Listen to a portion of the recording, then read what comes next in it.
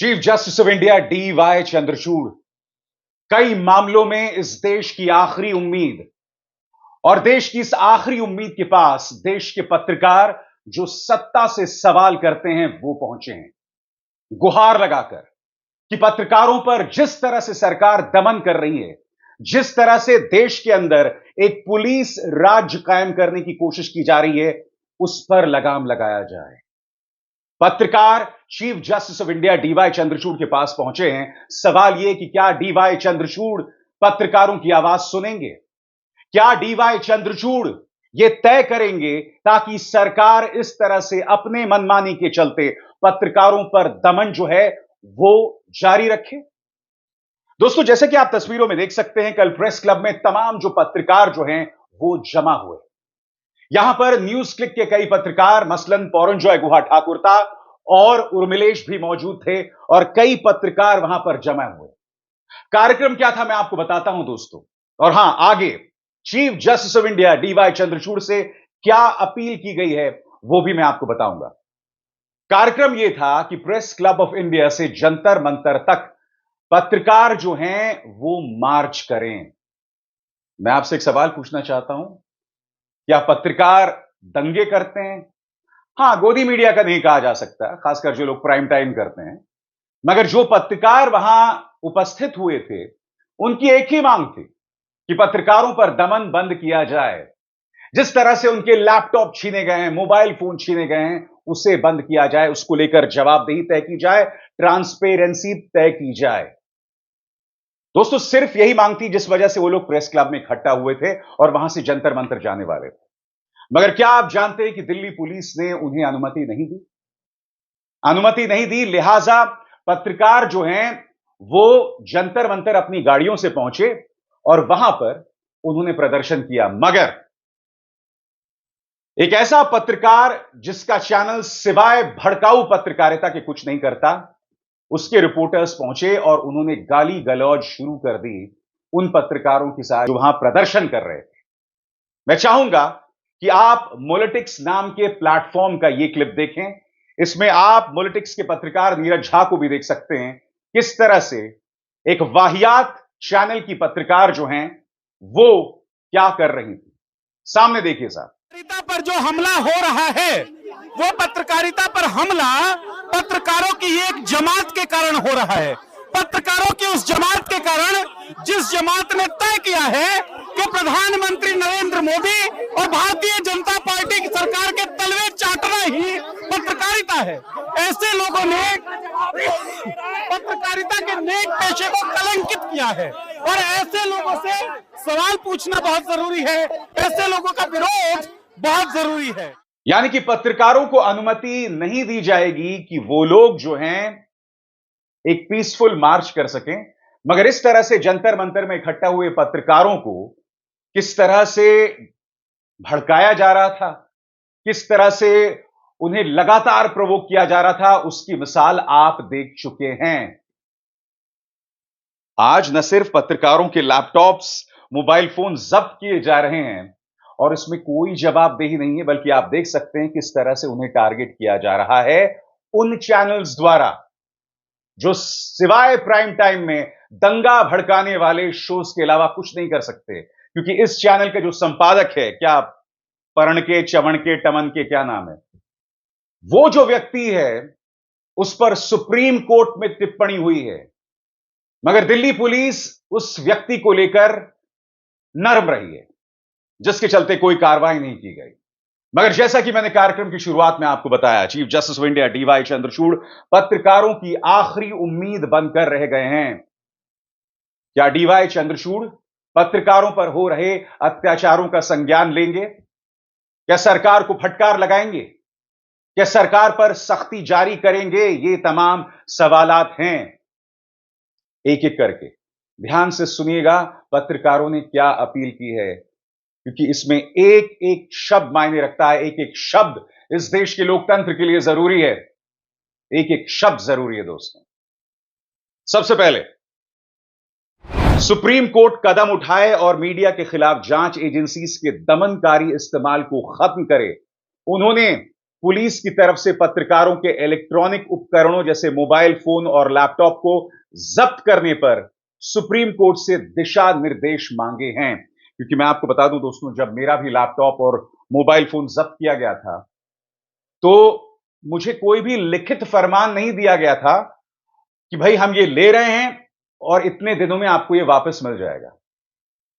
क्योंकि दोस्तों, लैपटॉप में पैसे लगते हैं, मोबाइल फोन्स में पैसे लगते हैं, झाड़ में जो है ये लटके हुए नहीं मिलते हैं। आप अपनी मेहनत की कमाई से ये चीजें खरीदते हैं ताकि आप काम कर सकें। लैपटॉप, मोबाइल फोन एक पत्रकार के बहुत जरूरी उपकरण हैं, मगर बगैर ट्रांसपेरेंसी के इन्हें जब्त कर लिया गया। आगे क्या अपील की गई है? पिछले 24 घंटों के घटनाक्रम में हमारे पास आपकी अंतरात्मा से संज्ञान लेने और हस्तक्षेप की अपील करने के अलावा कोई ऑप्शन नहीं बचा है। इससे पहले कि बहुत देर हो जाए और एक निरंकुश पुलिस राज्य आदर्श बन जाए, यानी कि देर ना हो जाए चंद्रचूड़ साहब, यह देश एक पुलिस स्टेट ना बन जाए कि पुलिस किसी के घर में घुसे और उन पर कार्रवाई की जाए। यह appeal chief justice of India D.Y.. Chandrachud से की गई है।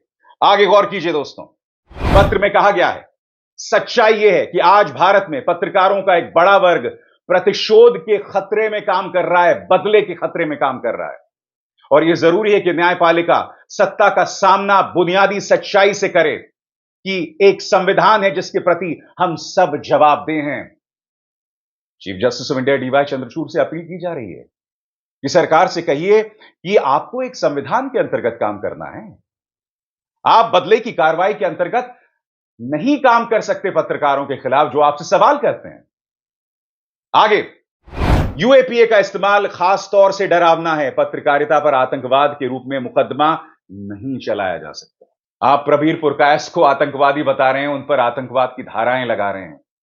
ये किसी भी रूप में स्वीकार्य नहीं है। पत्रकारों ने chief justice of India D.Y.. Chandrachud से अपील की है। पत्र में बताया गया कि हाल के दिनों में कई मौकों पर देश की जांच एजेंसियों को प्रेस के खिलाफ हथियार बनाया गया है। उत्पीड़न के साधन के रूप में और स्वतंत्र प्रेस पर अंकुश लगाने के साधन के रूप में पत्रकारों के खिलाफ राजद्रोह और आतंकवाद के मामले दर्ज किए गए हैं। याद है आपको सिद्दीक कप्पन? 2 साल तक सिद्दीक कप्पन को जेल में बंद कर दिया गया था यूएपीए के अंतर्गत, और 2 साल बाद उन्हें बेल मिलती है। कोई सबूत नहीं, कोई मामला नहीं, मगर इस व्यक्ति को जेल में बंद कर दिया जाता है। याद कीजिए, डॉक्टर कफील खान, एनएसए के अंतर्गत, राष्ट्रीय सुरक्षा एक्ट के अंतर्गत इस व्यक्ति को 9 महीने तक जेल में बंद रखा जाता है। यह टॉर्चर है, नाइंसाफी है, ज्यादती है। पत्र में आगे क्या कहा गया है? मीडिया को धमकी समाज के लोकतांत्रिक ताने बाने को प्रभावित करती है और पत्रकारों को एक केंद्रित आपराधिक प्रक्रिया के अधीन करना, क्योंकि सरकार राष्ट्रीय और अंतर्राष्ट्रीय मामलों में उनके कवरेज को अस्वीकार करती है, बदले की धमकी से प्रेस को शांत करने का एक प्रयास है। दोस्तों, मैं आपको बतलाना चाहूंगा कि प्रेस क्लब ऑफ इंडिया, डिजिपब जैसी संस्थाओं ने जो अपील की है उसमें 4 बिंदुओं का जिक्र है।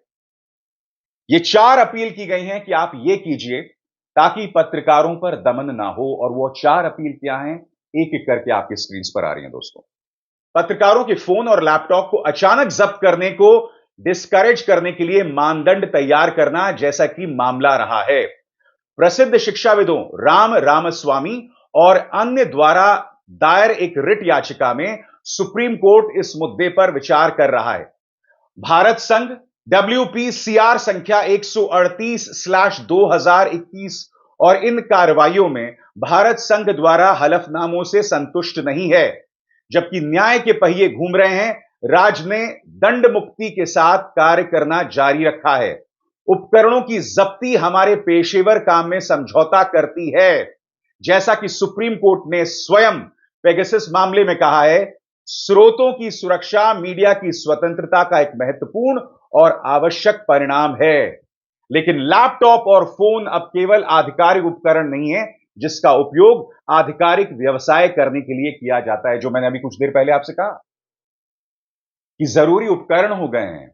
मेरी लाइफलाइन है मेरा लैपटॉप और मेरा मोबाइल फोन, और इस तरह से आप उसे जब्त नहीं कर सकते बगैर पारदर्शी प्रक्रिया अपनाएं।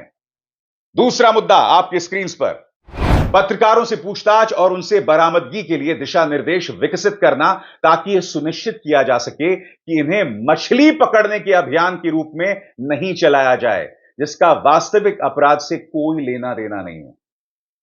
फिशिंग एक्सपेडिशन दोस्तों, यानी कि आपने फेंक दिया अपना तार, मछली जो भी पकड़ में आई, जो भी प्रक्रिया होगी वो पारदर्शी होगी और बहुत जरूरी है उसके लिए।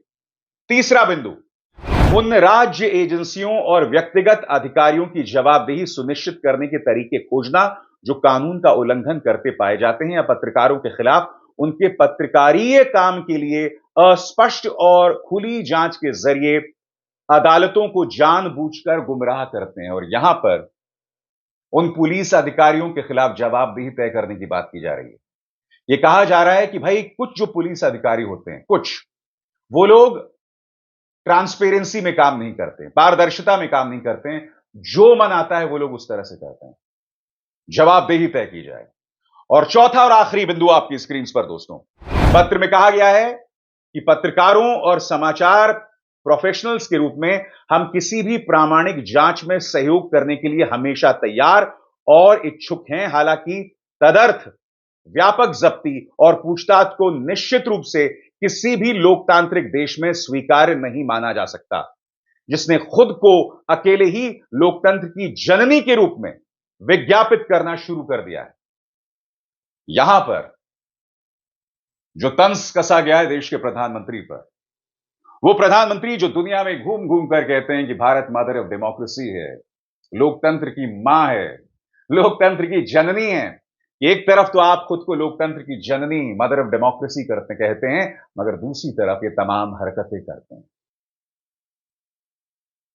ट्रांसपेरेंसी अपनाइए, सरल और आसान सवालों के जवाब दीजिए, घबराइए मत, ये लोकतंत्र का तकाजा है।